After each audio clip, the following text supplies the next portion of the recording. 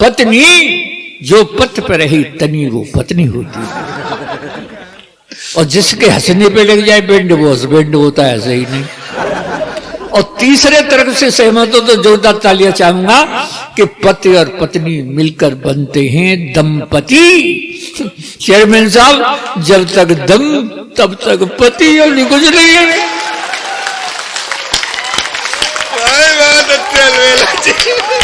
वाह डोकर वाह।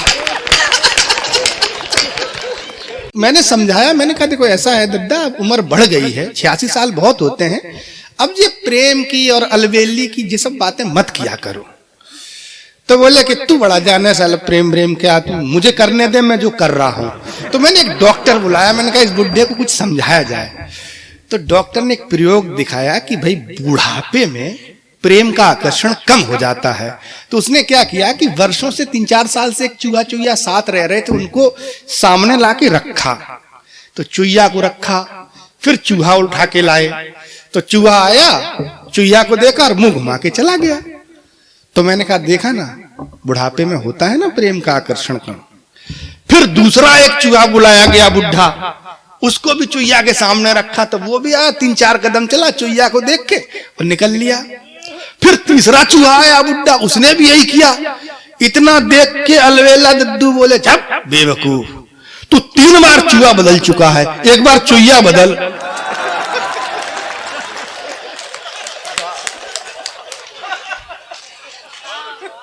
अद्भुत अद्भुत। आप सब उनके चाहने वाले हैं, सब जानते हैं। तो आप उनके हास्य रस की कविताओं का आनंद लीजिए। मैं कोई व्यवधान नहीं बनूंगा, बस इनके लिए इतना ही कहूंगा कि अपनी आवाज से महफिल को सजा देता है तो पौवा मगर बोतल का मजा देता है। जोरदार तालियां ले लो। लेकिन मनोज सुनो, हे विचित्र भगवत गति, हे विचित्र भगवत गति, ठीक लीजिए मान।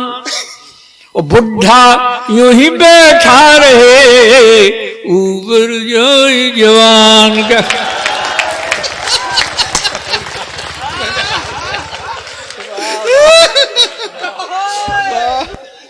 लेकिन मेरा मतलब ये नहीं है भाई मनोज, देश के बहुत बड़े संचालक है, मेरा मतलब है और ऊंचे जाओ, और ऊंचे जाओ, और ऊंचे जाओ। लेकिन अब मेरा क्रम कहां लगाया? डॉक्टर मंजू दीक्षित के बाद मेरा क्रम लगाया। अब मुझे कैसा लग रहा है, आपको कैसा लगा? लेकिन मुझे कैसा लगा, संचालक ने किस क्रम में बुलवाया है, मुझे कैसा लगा? लक्ष्मी जी के बाद शनिचर आया।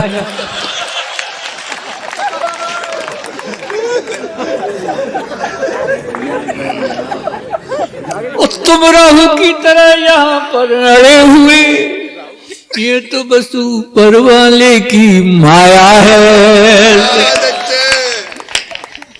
ये यादव है और मैं जाट हूं। मैं जब घर से चला तो अलवेली बोली कहाँ जा रही हो जी? अरे मैंने कहा बेवर में शहीद मेला है, वहां मुझे लोग बहुत चाहते हैं। भाई मनोज ने तुरंत बुलाया है। तो बोले तुम जा रहे हो तो एक बात मेरी कह दी। अब मैं तो उसका आज्ञाकारी पति हूं साहब। हाँ, आप जानते नहीं, पति और पत्नी, पति में छोटी की मात्रा होती है और पत्नी में बड़ी की मात्रा होती है। पत्नी जो पथ पर रही तनी वो पत्नी होती है। और जिसके हंसने पे लग जाए बैंड वो हस्बैंड होता है, ऐसे ही नहीं। और तीसरे तरफ से सहमत हो तो जोरदार तालियां चाहूंगा कि पति और पत्नी मिलकर बनते हैं दंपति। चेयरमैन साहब, जब तक दम तब तक पति और कुछ नहीं है।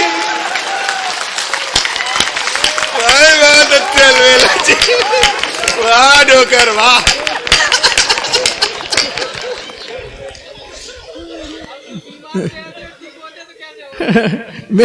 मैं तो अध्यापक रहा साहब, प्राइमरी में अध्यापक रहा। तो 40 साल पहले की संस्मरण, आप कितने अच्छे अच्छे लोग बैठे हैं, कितनी अच्छी तरह की कविता पढ़ रहे हैं, बस सुनने कितना आनंद आया। आज कवि सम्मेलन में पूरे लोगों ने बहुत अच्छा पढ़ा और आपने बहुत अच्छा सुना। इससे भी ज्यादा मैं आपकी चमचागिरी कर नहीं सकता हूं। मतलब तो बोला हाँ बहुत। तो साहब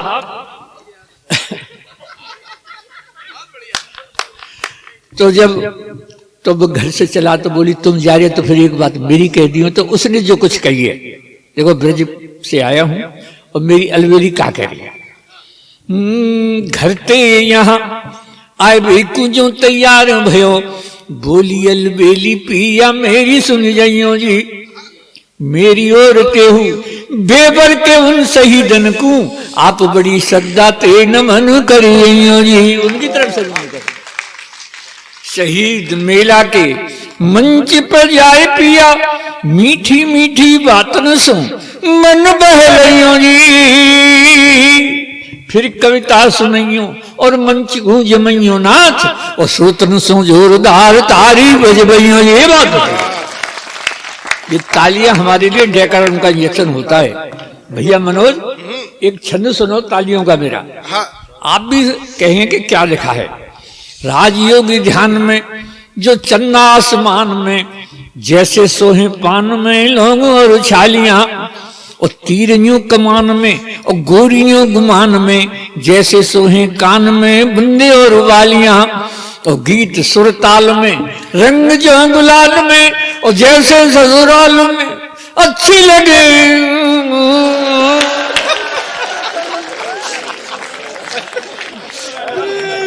कहने की जरूरत। और कभी सम्मेलन हो यह सुहाता मित्र, जिसे बजे श्रोताओं की जोरदार तालियां। सहज सरल सब आप हैं और काम करें निष्काम, और इस बूढ़े का लीजिए बारंबार प्रणाम। सबको प्रणाम करता हूं साहब। और एक दोहा और दो दोहा और सुनाता हूं आपको। सज धज के गोरी चली, सज धज के गोरी चली, लेकर हर का नाम, ओ आशा की थी राम की, मिल गई आसाराम। क्या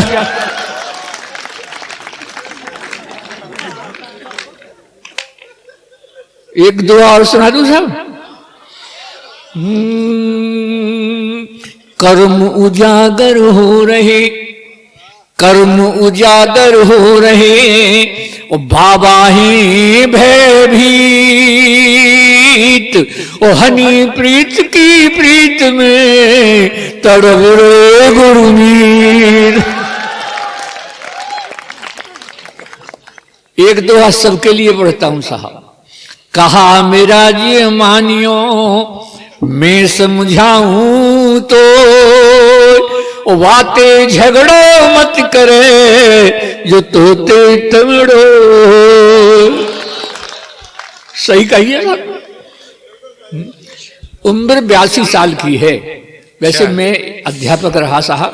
तुम कह रहे थे तुम कितने देशों में गए, वो कितने देशों में गए, और पवन आयरी कह रहा कि मैं 2 देशों में, मैं तो 3 देशों में गया। बेकार क्यों झूठ बोलूं। पहले इंडिया गया, फिर हिंदुस्तान गया, भारत में बेबर में आ गया हूं।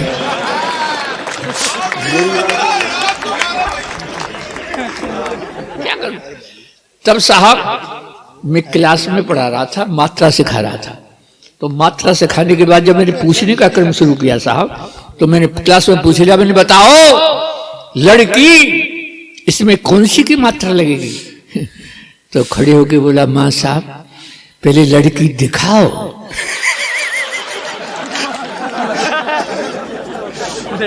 छोटी होगी तो छोटी की मात्रा लाएंगे, और बड़ी होगी तो बड़ी की मात्रा लाएंगे। बताइए। मैंने पूछ लिया कि रामनवमी क्यों मनाई जाती है। बोले माँ साहब जब श्री रामचंद्र जी 8वीं पास करके 9वीं में आए, और बेटियां बैठी हैं। सुनो, कहा था कि राम जी बन गए ये तो ठीक है, लेकिन संग संग सीता जी गई, इसमें क्या सीख है। लेकिन बेटी का जवाब सुन के तालियां बजाना, तो बेटी बोली कि इसमें तो बहुत बड़ी सीख है। माँ साहब आप ही बताइए, घर में जब 3-3 सास हो तो जंगल ही ठीक है।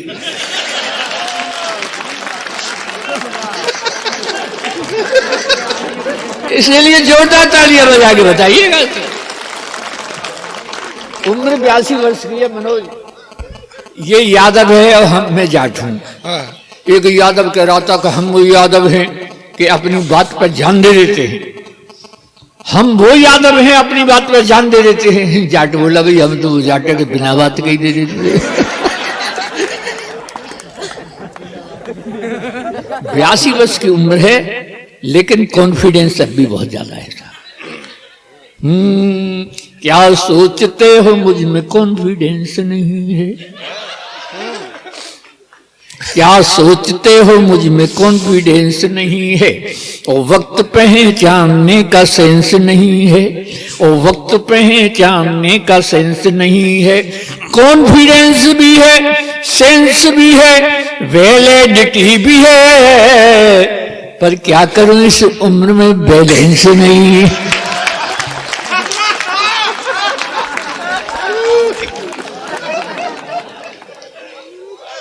और सुन लो मनोज, तुम कहते हो ना उम्र की बात, सुन लो, किसको पता है किसकी कितनी उम्र पड़ी है? किसको पता है किसकी कितनी उम्र पड़ी है? ये जिंदगी है मौत से बेखौफ लड़ी है, ये जिंदगी है मौत से बेखौफ लड़ी है। प्लेटफॉर्म वो परलोक का खाली नहीं अभी, मेरी जिंदगी की ट्रेन आउटर पे खड़ी है।